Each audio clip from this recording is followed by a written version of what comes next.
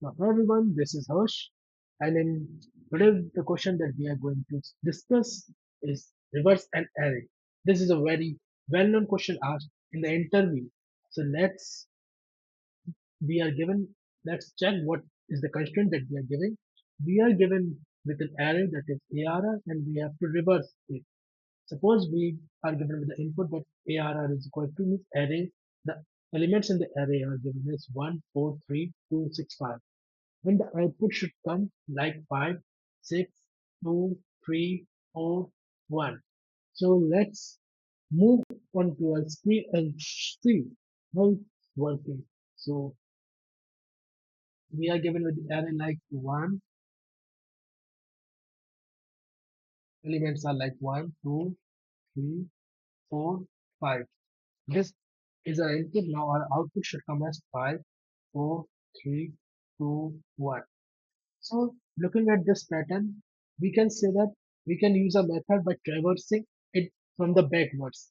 Like the value of this is at zero index, this is at one index, this is at two index, this is at third index, this is at fourth index.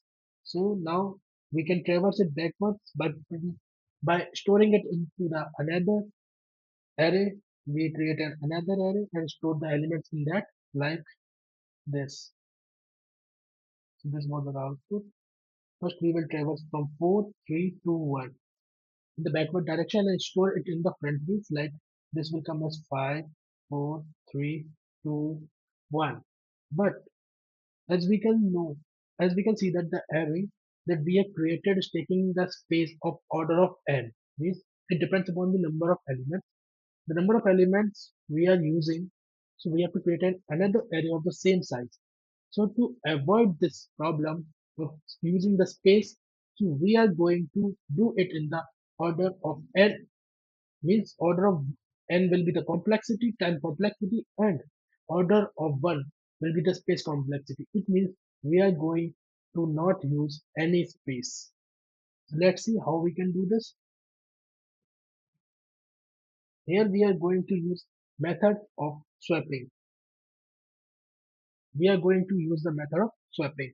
So we will swap first position with the less, this position with this, and this element will be at its current position. So it will become S, this will become as 5, 1 will come here, 4 will come here, 2 will come here, and 3 will be kept it's on its own position. Now let's code. Moving on with the main screen. So we are given array. So first we will be finding length using the n. We will be taking the element as n. Then we will find its length. We are using two pointer approach, so we will be using one variable as I, which will be at initially at 0, and the next position variable we will be using as j, which will be n minus 1, because we can uh, because the indexing are starting from 0, and length will be 5, and the last element will be at the position 4. For that we have used this in minus 1. Okay, now we will be using the while loop while I is less than j. Now first what we have to create, we have to write the method for swapping. Int temp will be array of I will be equals to array of j, and array of j will be equal to array of I. So we can end. So this is the method for swapping.